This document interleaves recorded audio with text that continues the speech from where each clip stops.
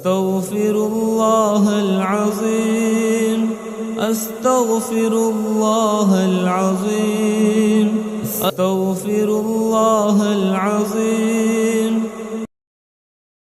بخاری اور مسلم دونوں میں حدیث ہے، انس بن مالک کہتے ہیں میں نے آج تک کوئی ہاتھ ایسا نہیں چھوا جیسا کہ نبی علیہ السلام کا مبارک ہاتھ تھا۔ وہ کہتے ہیں کوئی دنیا کی ریشم اور دباج اس سے زیادہ نرم نہیں تھی جو نبی علیہ السلام کا مبارک ہاتھ تھا۔ ریشم کے ساتھ مثال دی ہے۔ یہ نہیں ہے کہ نبی علیہ السلام جو ہے وہ آپ نے بڑی امیروں والی زندگی گزاری تھی، آپ نے تو مزدوری کی ہے، اس کے باوجود اللہ نے ایک پروٹوکول دیا کہ ہاتھ ان کا بہت نرم تھا۔ ٹھیک ہے، اسی بخاری مسلم کی حدیث میں آتا ہے کہ میں نے آج تک کوئی مشک اور عنبر کی خوشبو ایسی نہیں سونگی جو نبی علیہ السلام کے پسینہ مبارک سے اور آپ کے مبارک ہاتھوں سے آتی۔ مسلم شریف میں حدیث ہے، ایک صحابی کہتے ہیں میں چھوٹی عمر کا تھا تو حضور نے ایک دفعہ میرے اپنا ہاتھ مبارک میرے سر پہ پھیرا تو کہتے ہیں مجھے لگتا ہے کہ آپ علیہ السلام نے ہاتھ مبارک کسی عطر دان سے نکال کے میرے سر پہ پھیرا ہے، اتنا خوشبودار تھا۔ تو آپ علیہ السلام کے پسینے سے خوشبو آتی تھی۔ بخاری مسلم دونوں میں حدیث ہے کہ ام سلیم کہتی ہیں کہ نبی علیہ السلام ایک دفعہ سوئے ہوئے تھے تو آپ کو سوتی ہوئی حالت میں بہت پسینہ آتا تھا، تو ایک کھلے برتن کے وہ لے کے آئیں، ایک کھلا برتن، اور نبی اسلام کے مبارک پسینے کو انہوں نے جمع کیا۔ حضور کی آنکھ کھل گئی، آپ فرمائے یہ کیا؟ ان کا جی اس طرح آپ کا پسینہ انتہائی خوشبودار ہے، ہم اس کو خوشبو کے طور پہ اپنی خوشبو میں ملا کے استعمال کرتے ہیں، اپنی خوشبو میں بھی خوشبو کرنے کے لیے۔ ٹھیک ہے، اور مسلم شریف کی ایک حدیث میں ہے کہ ایک عورت آئی کہ میری بچی کی شادی ہے تو میں آپ کا پسینہ لینے کے لیے آئی ہوں، ٹھیک ہے، خوشبو کے طور پہ۔ اچھا، وہ بخاری مسلم کی اس حدیث میں ام سلیم نے جب یہ جواب دیا تو حضور نے فرمایا تم نے اچھا کام کیا، یعنی آپ نے اس کی تعریف کی، پسینہ مبارک آپ کی تو ہر چیز ہی جناب کمال ہے، تو کس کس بات کا ذکر کیا جائے، میں گھنٹوں اس پہ فی الودی کئی احادیث بیان کر سکتا ہوں آپ کے تبرکات کے اوپر۔ صحیح مسلم میں حدیث ہے نبی علیہ السلام فجر کے بعد سخت سردیوں میں بھی جب نکلتے تو مدینے کے لوگوں نے اپنے غلام باہر کھڑے کیے ہوتے برتن اٹھا کے، آپ علیہ السلام ایک ایک برتن میں اپنا ہاتھ ڈالتے جاتے تھے برکت کے لیے۔ بخاری مسلم میں کتنی حدیثیں ہیں کہ نبی علیہ السلام وضو کر کے جب فارغ ہوتے تھے تو صحابہ کرام آپ کے وضو کا پانی اپنے چہرے پہ ملتے تھے، وہ ایک تشت میں آپ کو وضو کروایا جاتا تھا نا ایک برتن کے اندر، تو اس سے، اور جس کو نہیں ملتا تھا وہ دوسرے سے لے کے مال لیتا تھا برکت کے لیے۔ ظاہر ہے وہ تو برکت ہی ہے، یہ تو چھوڑ دیں تھوک مبارک کی کیا برکت ہے۔ بخاری مسلم دونوں میں حضرت علی کو عشوب چشم تھا غزوہ خیبر کے موقع پر، حضور نے جب بلایا تو ان کی تو آنکھیں بھی نہیں کھل رہی تھی، تو آپ نے مبارک لعاب لگایا تو شفا ہوگی۔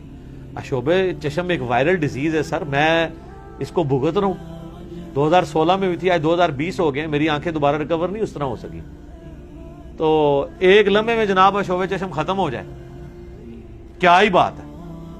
پھر آپ نے مبارک ہاتھوں سے زیرہ باندھ کے تو خیبر کے لیے روانہ کیا، تو آپ کی مبارک تھوک کی برکت۔ اس طرح بخاری مسلم میں کئی احادیث ہیں کہ آپ نے اپنا لعاب دہن کسی کنویں میں ڈالا ہے، پانی اوپر آ گیا، کھانے میں ڈالا ہے، کھانا 10 بندوں کا تھا 300 بندوں نے کھا لیا ہے اور اتنے کا اتنا ہے، کام ہی نہیں ہو رہا، تھوک مبارک کی برکت، ہاتھ مبارک کی برکت۔ بخاری مسلم میں آتا ہے کہ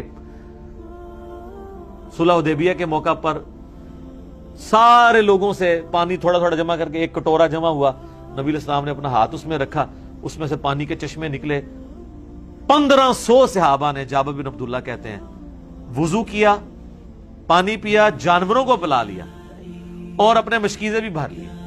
تو تابعی کہتے ہیں کہ وہ پانی کتنا تھا، انہوں نے کہا وہ دیکھنے کو تو ایک کٹورا تھا لیکن حضور کی انگلیوں سے جو چشمے نکل رہے تھے نا، وہ پانی اتنا زیادہ تھا کہ 1,00,000 بھی ہم ہوتے نا، وہ پانی 1,00,000 کو بھی کفایت کرتا تھا۔ تو آپ کے مبارک ہاتھوں کی برکت تھی۔ صحیح بخاری میں آتا ہے ایک صحابی کی پنڈلی ٹوٹ گئی، نبی علیہ السلام فرمایا ٹانگ سیدھی کر، اپنا ہاتھ پھیرا، وہ کہتے ہیں اللہ کی قسم اس طرح ہوگی کبھی ٹوٹی نہیں تھی۔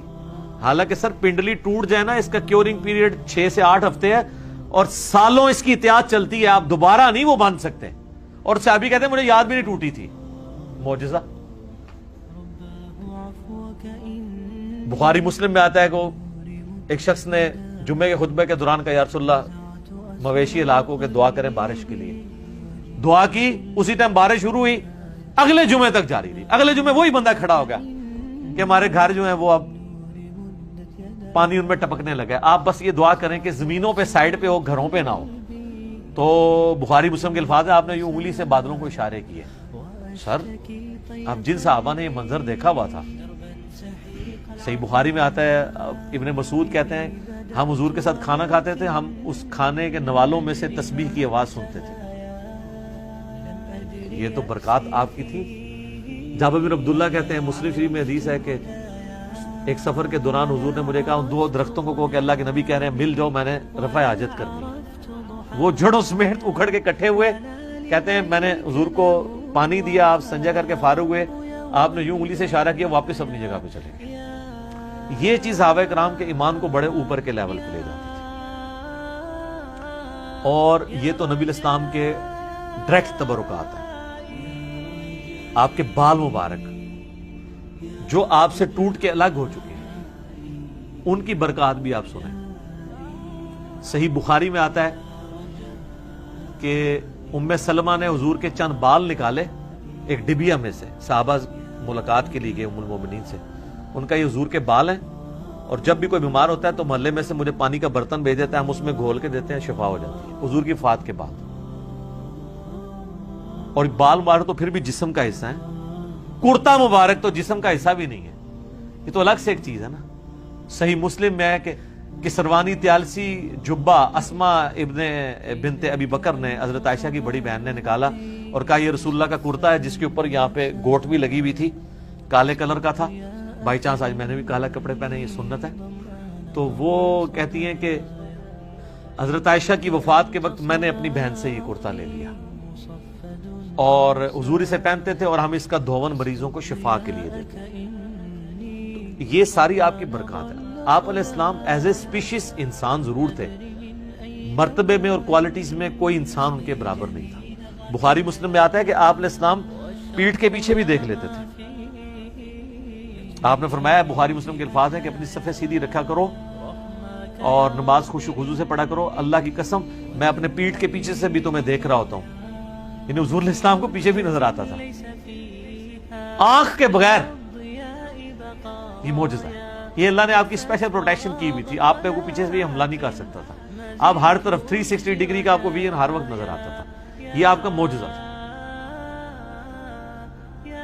بخاری مسلم میں الفاظ ہیں, وہ کسوف کی نماز آپ نے پڑھائی, سورج گرہن کی, آج بھی میرا لگا ہوا تھا, یہ 1-2 دن چلنا ہے. تو کسوف کی نماز پڑھائی تو آپ نے نماز کے دوران کچھ قدم آگے کیے, پھر یوں ہاتھ بڑھایا, پھر واپس کھینچ لیا.